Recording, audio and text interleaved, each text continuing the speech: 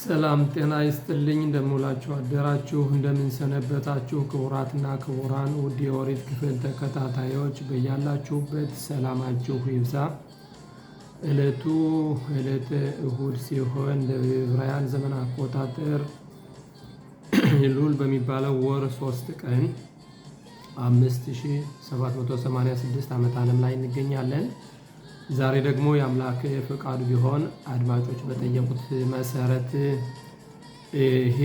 ኤሉል የሚባለው ወር ሲገባ የመመለስ የንስሐ ጊዜ ነውና በዚህ በኩል ተከታታይ ትምህርቶችን ብንማር የሚል ጥያቄዎች ስለተጠየቁ እኔም ዛሬ የአምላክ ፈቃዱ ቢሆን ትንሽ የመጀመሪያውን ፓርት ወይም ክፍል ይዤላችሁ ልቀርብ እወዳለሁኝና እንግዲህ ዛሬ የምንማረው በአምላክ እርዳታ ብርኬድ ራቢ ኤሌዘር የሚባለው ትልቅ ሚድራሽ ራቢ ኤሌዘር ቤን ወርካኖስ የተባለ ከዛሬ 2000 ዓመት በፊት የነበረ ሊቅ ነው። የራቢ አኪባ መምህሩ ነው፣ ራቡ ነው እና ከሱ ምዕራፍ 46 ነው ይዤላችሁ ልመጣ የወደድኩትኝ ስለ ኤሉል ወር ማለት ነው።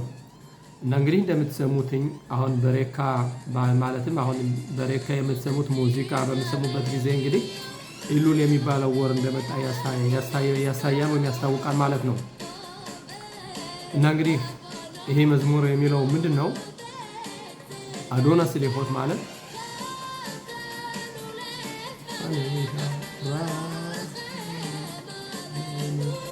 እንግዲህ አዶና ስሊሆት ማለት አምላክ ይቅርባዩ አምላክ ማለት ነው። ኸታኑ ለፋኔሃ ማለት በፊት ተሳስተናልና ይቅር በለን ወደ አንተ እንመለሳለን አንተ መልሰን ማለት ነው። እንደምናውቀው ሆሴዕ በሚባለው ምዕራፍ ነብይ በምዕራፍ 14 ላይ ምን ይላል? ተመለሱ ልጆቼ እናንተ ወደ እኔ ተመለሱ እኔም ወደ እናንተ መልሳለሁ ይላል።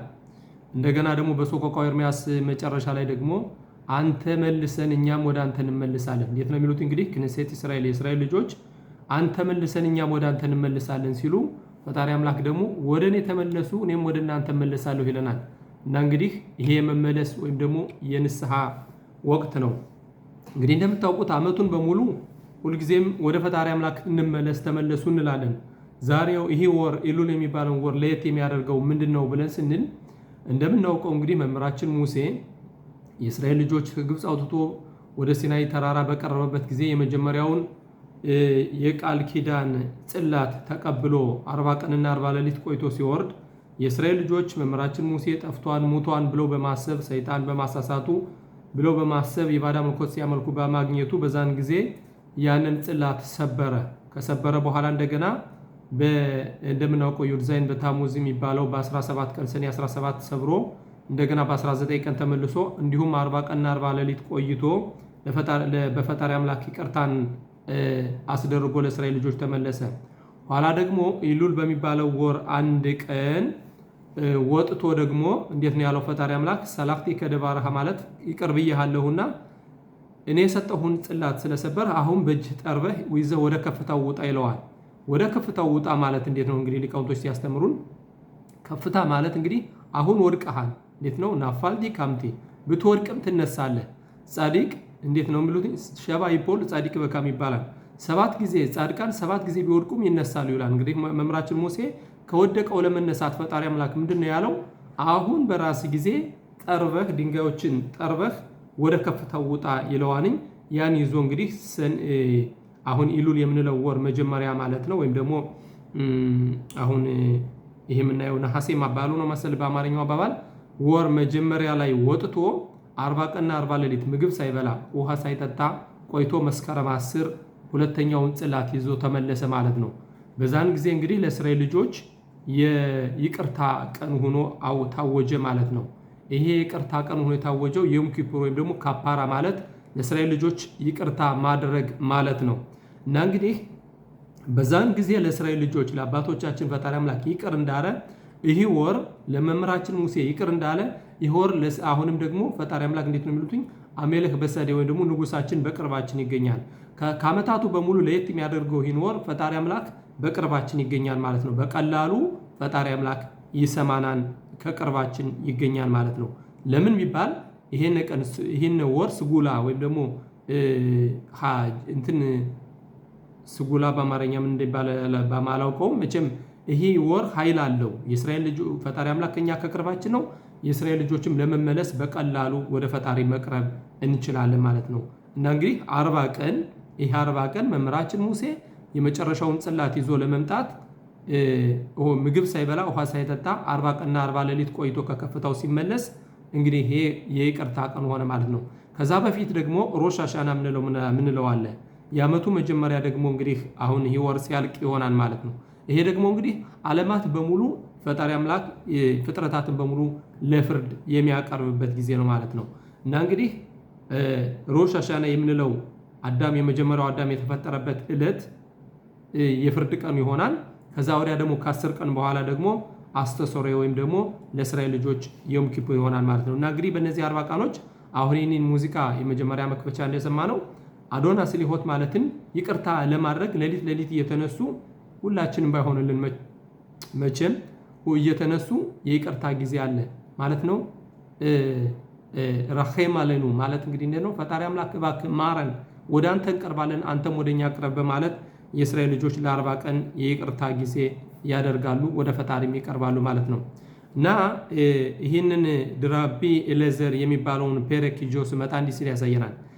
ሂዳ ሻኒ በደረኸ ነሆና እንዴት ላውቅ እቻለሁ እኔ በትክክለኛው መንገድ መሆኔን እንዴት ማወቅ እችላለሁ ሲል አረፍተ ርዕሱ ይጀምራል። በሊቦ של כל יהודי מקננת כמיכה עזה. הלוואי שהיה לי סימן שאני נמצא בדרך הנכונה, שאני מתקרב להשם, ובכן יש סימן בקולו של השופר מזכיר אותנו בעוצמה. እንግዲህ ፈጣሪ አምላክ ብሎት አልባይ ማለት በእያንዳንዳችን ይሁዳውያን መካነን ማለት ፍላጎት አለን ወደ ፈጣሪ ለመቅረብ። ፈጣሪ አምላክ ብሎት አልባይ ማለት ምነው እሱ ባለና እሱ በፈቀደ በትክክለኛው መንገድ በትክክለኛው መንገድ መሆኔን እንዴት አውቃለሁ ሲል ከዚህ ላይ ሲያሳየን ባሄን የሽ ሲማን በኮሎ ሸላ ሾፋር ማስኪር ወታኑ በወጽማ። ሾፋር እንግዲህ ኢሉል በሚባለው ዓርብ ነበር የዋለው፣ ዓርብ ዕለት ነው የዋለው። በዚህ ወሩ መጀመሪያ ሾፋር ይነፋል። ሾፋር ቀንደ መለከት የሚነፋው ደግሞ ለምንድን ነው? በዛን ጊዜ የእስራኤል ልጆች 40 ቀን ሲያበቃ የእስራኤል ልጆች መምህራችን ሙሴ አልመጣም 6 ሰዓት በመዘግየቱ አልመጣም ብለው በማሰብ የባዳ ምልኮት ስላመለኩ፣ በሁለተኛው ጊዜ ግን እንዳያመልኩ ሲባል የቀንደ መለከት ትልቅ የቀንደ መለከት ተነፋ። ለምንድን ነው ይህ የሚሆነው? የሚያስታውቀው እንግዲህ ኢሉል የሚባለውና እኛ የእስራኤል ልጆች ወደ ፈጣሪ ለመመለስ በትክክለኛው መንገድ መሆናችንን ለማሳየት ማለት ነው። በሊቦ של כל יהודי מקננת כמיכה עזה. እያንዳንዳችን ልብ በእያንዳንዱ ይሁዲ በጣም ልባችን ትርታ አለው። ይሄ ትልቅ ትርታ የሚያደርገው ምንድነው? አሁን እኔ በትክክለኛው መንገድ ነኝ፣ ወደ ፈጣሪ እየተጓዝኩ ነው። ቀጠል ማራግም አልባይሽ የሊ ሲማን ምን አለ ምልክት ቢኖረኝ በትክክለኛው መንገድ ለመሆኔ ኢኒምጻ በደረኻ ነው ሆና በትክክለኛው መንገድ መሆኔን ማውቅ በሆን ሻኒ ሚትካረብ ላሸም ወይም ወደ ፈጣሪ አምላክ መቀርብ መሆኔን እንዴት ባውቅ ሲል ወደ ፈጣሪ አምላክ እየቀረበ መሆንን ማወቅ ከፈለክ ቀንደ መለከቱ ሲነፋ በትክክለኛው መንገድ እንደሆንህ እወቅ ሲል ይሄ ድራቢ ኤሌዘር የተባለው ምድራሽ ከምዕራፍ 46 ላይ ያሳያል። ቀጠል በማድረግም היום הראשון של חודש הרחמים והסליחות נושא בכנפיו תקווה חדשה לתהילה חדשה. እንግዲህ ይሄ መጀመሪያው ወር ሆደሽ ረሐሚም ወይም የይቅርታ ጊዜ እንደሚያሳየው በስሊሆት ኖሴ በክናፋብ ቲክቫ ሐዳሻ ለትሂላ ሐዳሻ። እንግዲህ ይሄ ወር በክንፉ ጥሩ ተስፋ ይዞ ብሩህ ተስፋ ይዞ ይጀምራል ማለት ነው። እንዴት ነው? በስሊሆት ኖሴ በክናፋብ ቲክቫ ሐዳሻ ለትሂላ ለትሃላ ሐዳሻ ወይም ደግሞ ለመጀመሪያ ጊዜ ጥሩ ተስፋና ብሩህ ተስፋ ይዞ ይጀምራል ይሄ ወር ሲል ያሳየናል። ቀጠል በማድረግም በያህዱት ኮል ረጋ ሁ ሹራ ሐዳሻ ኮል ዮም ሁ ዳፍ ሐዳሽ በኮል ሻና ሂ ሰፈር ሐዳሽ ሻዳም ያሆል ሊክቶ በሐያ። እንግዲህ በይሁዲ እያንዳንዷ ቀን አዲስ ቀን ነች። እንዴት ነው የሚለው? ይሄንን አታቲላህም አዮም ፈጣሪ አምላክ ሲለን እችን ትእዛዝ ዛሬ የሰጠኋችሁ ነው የሚለን። ለአመታት ነገ አድርጉታለን። ዛሬ ላይ ሆነን ዛሬን ካደረግነን እንግዲህ በመንገዱ እንደሄድነን ያሳየናል። የት ነው የሚለው ንጉስ ሰለሞን? ኮል ዮም የብጋዴ ልባን ይላል። በየቀኑ ልብስህ ነጭ ሆኖ ይገኛል። ይህ ማለት ምንድነው? መንፈሳችሁ ነጭ ሆኖ ይገኝ። ምክንያቱም የሰው ልጅ ዛሬ ሞት ነገ ሞት ምን መቱበትን ቀን አናውቀውምና። ስለዚህ ላይ ምን ይላል? ኮል ረጋ ሹራ ሐዳሻ ኮል ዮም ሁዳፍ ሐዳሽ እያንዳንዱ ልክ እንደ አዲስ ወረቀት ነው። በኮል ሻና ሂ ሰፈር ሐዳሽ እያንዳንዱ ዓመት እንደ አዲስ መጽሐፍ ነው። ያሆል ክቶብ በሐያብ ማለትም በኮል ሻና ሂ ሰፈር ሐዳሽ አዳም ያሆል ክቶብ በሐያብ እያንዳንዱ ሰው በየዓመቱ መጽሐፍ ማለትም በአዲስ መዝገብ መመዝገብ ይችላል ሲል ይቀጥላል። היום הזה יישמע ברמה קולו של השופר בבתי הכנסיות כל השופר הקורא לעם ישראל להתעורר איך התחיל מנהג תקיעת השופר בראש חודש אלול እንግዲህ በየጸሎት ቤቶች በየቦታው በየጸሎት ቤቱና በየአዳራሹ የቀንደ መለከት ድምጽ ይሰማል። ይህ የሚያሳየው ኢሉል የሚባለው ወር መምጣቱን ለማወቅ ነው።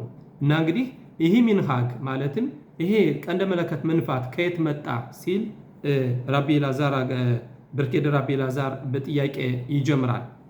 ምትባረር ሽምዱባር በዘኸር ለመውራ ሽትራኸሽ ልፍኔ አልፈሻኔ የሚታወቀው ይሄ ነገር ከዛሬ ከብዙ ሺህ ዓመት በፊት ከዛሬ 3339 ዓመት በፊት የሆነ ሚንሃግ ወይም ደግሞ ባህል ነው ይላል። ቀጠል በማድረግም ካሸር የራድ ሞሼ ራቤኑ ባህር ሚሃር ሲናይ ወቢያዳብ ልኾት አበሪት ሁራ ኤት ኼት ሃኤጌል በሻባር ኤታልኾት መምህራችን ሙሴ በመክፈቻው እንደገለጹት የመጀመሪያውን ጽላት ይዞ ሲወርድ የእስራኤል ልጆች የባዳ ምልኮት ወይም ጥጃ ምልከው ሲሰግዱለት ደረሰ ይላል። አያዘ በዮድ ዛይን በታሙዝ ዮማይም አኻርካ ሁ ሹቭ አላ ለሃር ሲናይ ይሄ የነበረው ዮድ ዛይን በታሙዝ ማለት በሰኔ 17 ነበር። ከሁለት ቀን በኋላ እንደገና ለሁለተኛ ጊዜ ያንን ከሰበረ በኋላ ወደ ሲናይ ተራራ ወጣ ሲል ያሳየናል። ለይትኻነን ልፍኒ አሸም ሽይስላህ ላም እስራኤል ባሸም ሰላህ አዮም በሮሽ ኮደሽ ኢሉል ካራሎ አሸም ላሎት በፓም አሽልሽት ለሃር ሲናይ ክዴል ካበል ኤታሉኾት አሸኒ እንግዲህ ጽላቱን የመጀመሪያውን ጽላት ከሰበረው በኋላ በሁለተኛው ቀን በ17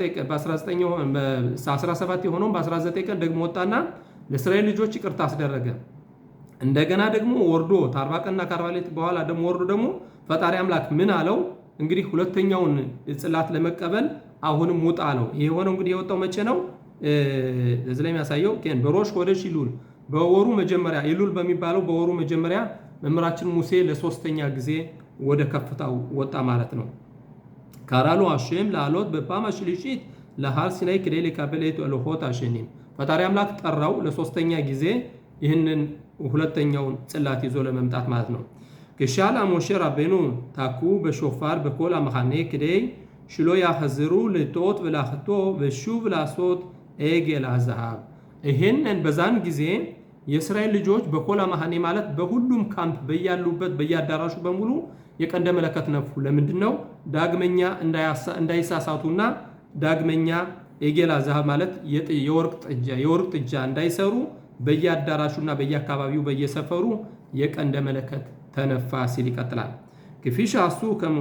ክፊሽ ያሱ ሽሞሼ ራቤኑ አላ በፓም አርዦና ለሃር ሲናይ ትኪያት ሾፋር ሸላይ ተወረሩት ዞ ሃይታ ለክቦዶ ሸል አሸም ወልፊኻህ ቲክኑ ኻኻሚም ሺትኩ በሾፋር በሮሽ ኮደሽ ኢሉል በኮል ሻና በሻና የሽካን ማሹ ጻሪክ ላቤን እንግዲህ ስለዚህ ሊቃውንቶቻችን ይህንን ድንግጋት ደነገጉ። ለምን? በየዓመቱ ኢሉል የሚባለው የመጀመሪያው ወር ሲጀምር በቀንደ መለከት መንፋትና የእስራኤል ልጆች ማስታወት ለምን ቢባል መምህራችን ሙሴ በከፍታው ወጥቶ 40 ቀንና 40 ሌሊት ቆይቶ በወረደበት ጊዜ ለሶስተኛ ጊዜ የእስራኤል ልጆች ቀንደ መለከት በየአዳራሹ ነፍተው ዮም ኪፕር የተባለው 10ኛው መስከረም 10 እንዴት ነው አስተሰሪ ማለት የንስ ከኃጢአታቸው የሚጠሩበት ቀን ሆኖ እንደተደነገገው አንድ እንግዲህ 40 ቀን አስቀድሞ ቀንደ መለከት ይነፋል። 40ውን ቀን በሙሉ የንስሐ ጊዜ ሆኖ ይቆያል ማለት ነው።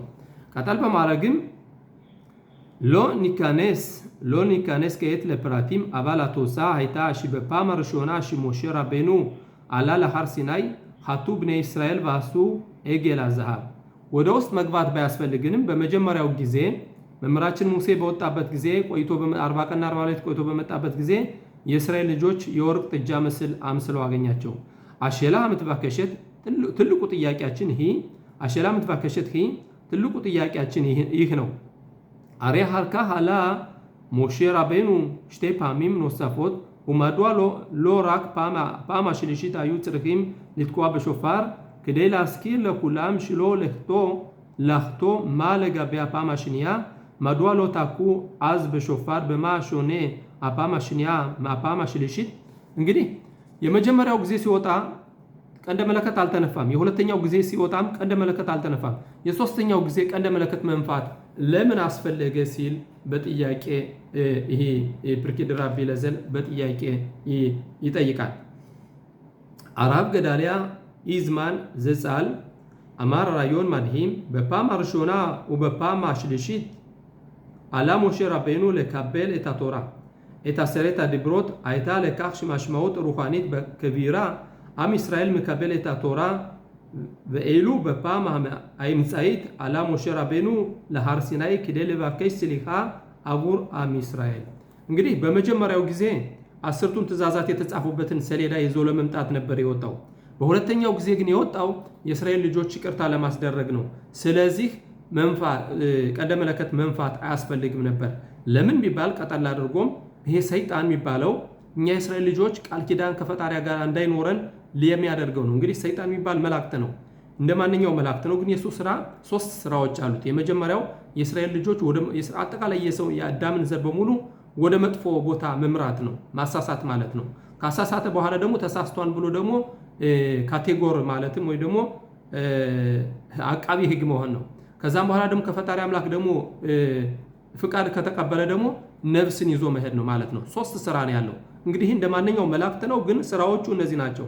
በዚህን ጊዜ እንግዲህ በሁለተኛው ጊዜ ሰይጣን ብዙም በእስራኤል ልጆች መጥፎ ነገር አላደረገም። ለምን ቢባል የሄደው ይቅርታ ለማድረግ እንጂ ቃል ኪዳኑን ተቀብሎ ለመምጣት አልነበረምና እና ተዚህ ላይ ምንድነው ሲለው ለባከሽ ስሊሃ አቡር አም እስራኤል አሳታን አኸን ኦቶ አሳታን አመናሴ להפיץ תומה כנגד הקדושה פעל במלוא עוצמה פעמיים שאכן עלה משה רבנו כדי לקבל את 10 הדיברות። እንግዲህ ይሄ ሰይጣን የእስራኤል ልጆች ቅዱስና እንዳይቀበሉ ወደ ርኩስ መንፈስ ለመምራት ነበር የታገለው። በመጀመሪያው ጊዜ ተሳካለት። በሶስተኛው ጊዜም ያደረገው ይሄውን ነው። ይሄ ነገር እንዳይሳካለት ነው እንግዲህ የእስራኤል ልጆች ቀንደ መለከትን የነፉ።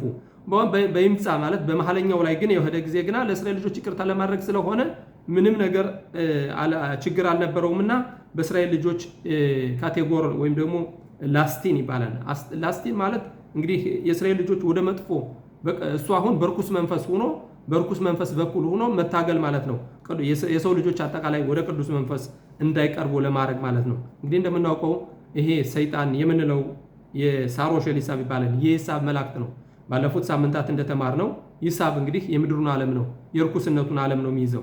ስለዚህ የሱ መላእክት የሚታገለው እንግዲህ የሰው ልጆች ወደ ፈጣሪ እንዳይቀርቡ ነው። እንግዲህ የትግልቱ እና መምህራችን ሙሴ ሁለተኛ በወጣበት ጊዜ አልተታገለውም። ምክንያቱም ማለትን 10ቱን ትእዛዛቶች ለመቀበል ሳይሆን የሄደው ለእስራኤል ልጆች ይቅርታ ለማድረግ ነው። በመጀመሪያው ጊዜ ግና 10ቱን ትእዛዛት ይዞ ለመምጣት ስለሆነ አሳሳታቸው፣ ተሳካለትም። የእስራኤል ልጆች ወደ ባዳ ምልኮት መራቸው ማለት ነው። አሁን በሶስተኛው ጊዜ ደግሞ ያደረጉት ግን በቀንደ መለከት እየነፉ በየአጠቃላይ በየመንደሩ ቀንደ መለከት የነፉት ለምንድን ነው? ልክ እንደ መጀመሪያው ጊዜ እንዳያሳስታቸውና ይሄ ቀን የይቅርታ ቀን ሆኖ እንዲውል ማለት ነው። ቀጠል በማድረግም אבל כשעלה משה רבנו לבקש סליחה לא ריכז השטן באמצעות גדולים כדי להכשיל אותם, לכן לא היה צורך בקול השופר בפעם השנייה כדי לעורר את עם ישראל. אך בפעם השלישית היה בכך צורך. מי שאינו מתקדם אינו צריך להילחם ברוח, אבל מי שצועד בדרך צריך להילחם ברוח הסוערת. ככל שהוא צריך להילחם ሐዛክ ዮተር ሁ ዮዲያ ሽሁ ሚትካደም ማሄር ዮተር። እንግዲህ እኛ የሰው ልጆች አጠቃላይ ወደዚህ ምድር የመጀመሪያው አዳም ከተሳሳተበት ጊዜ ጀምሮ ወደዚህ ምድር የተላክነው ምንድነው? አሁን ማሸነፍ ነው። በርኩስ መንፈስና በቅዱስ መንፈስ ምርጫ አለ። ይሄ ምርጫውን ተጠቅመን ወደ ቅዱስ መንፈስ ለመሄድ መንገዳችን ለማስተካከል መሞከር ነው። ከመጀመሪያ እንዴት ላውቅቻለሁ በትክክለኛ መንገድ መሆኔን ብሎ አረፍተ ነገሩ እንደተናገረው በዚህ ላይ እንግዲህ እኛ የሰው ልጆች ምናደርጋቸው ጥረቶች ትግልቶች አሉ። ለምሳሌ አሁን ይሄ ጂም ክለብ ወይም ደግሞ ስፖርት ቦታ ስንሄድ የሰው ልጆች ሁል ጊዜ ላማቸውን ጠብ እያደረጉ ስፖርት ትልቅ ድንጋይ እየተሸከሙ ይነቀንቃሉ። እንዲሁም ደግሞ ለሩጫና ለተለያዩ ስፖርት የሚዘጋጁ ሰዎች ደግሞ በጣም ብዙ ጥረቶችን ያደርጋሉ። ይሄ ምንድነው? ለምንድነው ይህንን ሁሉ ጥረት ሁሉ ድክመት የሚያደርጉትኝ? ወደ ተሻለ ደረጃ ከፍ ብሎ ለመገኘት ነው። አሁን ደግሞ በመንፈስ መንገድ ለመጓዝ ደግሞ ትልቅ ፈተና አለ። ሁል ጊዜ ይሄ ፈታኝ ሳታን የምንለው ወይም ሰይጣን ስሙን በሁል ጊዜ በስሙ አንጠራው ሳሜህም የሚባላል ሳሜህም እየተባለ ነው የሚጠራ በአጭር ስሙ ወይም በምህጻረ ቃል እና ሁል ጊዜ ወደ ቅዱስ መንፈስ እንዳንቀርብ ይታገለናል። ወደ መጥፎ ቦታ እንድንሄድ ይገፋፋናል። እኛ ግና ያለን ምንድነው? ልክ ይህን ስፖርት ሰሪ በኃይል ድንጋይ እየነቀነቀ ሰውነቱን እንደሚያጠነክረው እኛም ደግሞ ወደ ቅዱስ መንፈስ ለመሄድና እችን ዓለም እርማት አድርገን ለመሄድ ደግሞ የግዴታ ጥረት ያስፈልገናል። ለምሳሌ አሁን ጠዋት ልንነሳ ወደ ጸሎት ስንል እንቅልፍ ያጠቃናል፣ ያደክመናል። ትንሽ ልተኛ እያልን እንተኛለን። ይሄ ምንድነው? የጸረራ ምንለው አሁን ይሄ መጥፎ እርኩስ መንፈስ ወደ ቅዱስ መንፈስ እንዳንቀርብ ስለሚታገለን ይሄን እየተታገለን ከሆነ በጥሩ መንገድ እንደሆነ ነው የሚያሳየው። ምክንያቱም የማይታገላቸው በቁጥጥሩ ስር ያደረጋቸው ሁሉ ጊዜ ማይታገላቸው፣ ምክንያቱም በቁጥጥሩ ስር አውሏቸዋል። ለምሳሌ አሁን በፈጣሪ መንገድ ማይሄዱ በዛሬው ጊዜ ሂሎኒም ወይም ደግሞ ሆል ወይም ደግሞ አፈራዊ ኑሮ የሚኖሩት የሚታገላቸው ነገር የለም። ምክንያቱም በቁጥጥሩ ስር አውሏቸዋል። በቅዱስና መንፈስ ለመሄድ ለምንሞክረው ግና ብዙ ጥረት ብዙ ትግለት አለ። ምክንያቱም ወደዛ ወደ ቅዱስና እንዳንቀርብ የሚታገለን ይሄው የጸረራ ምንለው ሳሮሽ ኤሊሳብ ወይም የሂሳብ መላእክት ነው ማለት ነው። ሁልጊዜ የሰው ልጆች ወደ ቅዱሱና ወይም ወደ ፈጣሪ እንዳይቀርቡ የሚታገለው ማለት ነው። ቀጠል አድርጎም እንደዚህ ሲላል ሰፈር ኦር ሀዳሽ ኮቴብ ሽቲቦ ሸል አሳታን ሽሁ ኦየብ ለኦር አኔጻ ዳፍካ ካሸር ይሁዲ ሮሴ ሊትሮሜም ወማትኺል ሊጣሎት ወአሉል ለኹሽ በክሻይም ቢልቲ ረጊሊም አኽ ተሐዘቅ ኦቶ አይዲያ ሻክሻይም ሄም ተወጻ ሸል አጽላኻ። እንግዲህ ይሄ ምንለው አሁንም ይሄ ጸረራ ምንለው ይሄ ሰይጣን ሁል ጊዜም የሰው ልጆች ወደ ፈጣሪ ለመቅረብ ሲሞክሩ በጣም በጠንካራ ይታገለናል። ሲታገለን ካየነን ወደ ጥሩ መንገድ እንደሆነንና ወደ ስኬታማ ቦታ እየቀረብን እንደሆነን ወይም ደግሞ ሊትሮም ማለት በመንፈስ ከፍ እያልን እንደሆነ መሆናችንን ማወቅ እንችላለን ይላል። ኤሉሉ አያ ማስሊህ ላኒያህ ኤት ሊቦ ኡላዚዝ ኤት አስሞ ለማቆም ቶብ ዩተር ኡሎ አያ ማርጊሽ ሁ ጻሪክ ሊታመጽ ባድራባ አኮሺ ማይድ አሌት ካድሞ። እንደምናውቀው የተቆጣጣራቸው ብዙ እንትን የላቸውም። ተው እንዴት ነው ትትኑ ለሐዮት ለይወት ለእንስሳዎች እንዲኖሩ ፍቀዱላቸው እንደሚሉትኝ እነዚህ አሁን አይናቸው ያየውን ሁሉ የሚበሉ ፈጣሪ አምላክ የለም እያሉ የሚከራከሩ ብዙ የሚታገላቸው ነገር የለም። ምክንያቱም በቁጥጥሩ ስር አውሏቸዋል። በቁጥጥሩ ስር ያላዋላቸው ግን ወደ ፈጣሪ መቅረብ የሚታገሉት ግን ሁልጊዜ ፈተናና ድክመት ካለ በትክክለኛው መንገድና ሌት ማለት ነው አኮሺ ማይድ አሌት ካድሙት ይሄ ክብደት የሚያሳየውና ይሄ ድክመትና ይሄ ፈተና የሚያሳየው በትክክለኛው መንገድ እየሄድን መሆኑን ነው ሲል ያሳየናል። አባል ሸም ቶብ አካዶሽ አማር ለታልሚዳብ ምሽፓት ካሳር ባል ሜሰር አዝ በዩተር ባል ሸም ቶብ አካዶሽ የሚባል ራቢ እስራኤል የሚባል ነበረ። አሐሲዱትን የሚባለውን ያቆመው ምን ይላል? ለተማሪዎቹ እንዲህ ሲል ያሳያቸዋል። አባል ሸም ቶብ አካዶሽ አማር ለታልሚዳብ ምሽፓት ካሳር ባል ሜሰር አዝ በዩተር እንግዲህ ትልቅ መሰርና ትልቅ ምግባርን አስተማራቸው። כדי לחזקם להתגבר על הקשיים רוחניים כשהשמש אינה זורחת אין צל, רק כשהשמש זורחת יש צל. אם צל מעיב על דרכנו או מקשה עלינו נדע כי שחר חדש עולה בנפשנו כשסימן שאתה בדרך הנכונה. ይህ ሊቅ ምን ሲል ተማሪዎችን ያስተምራቸዋል? እንደምታውቁት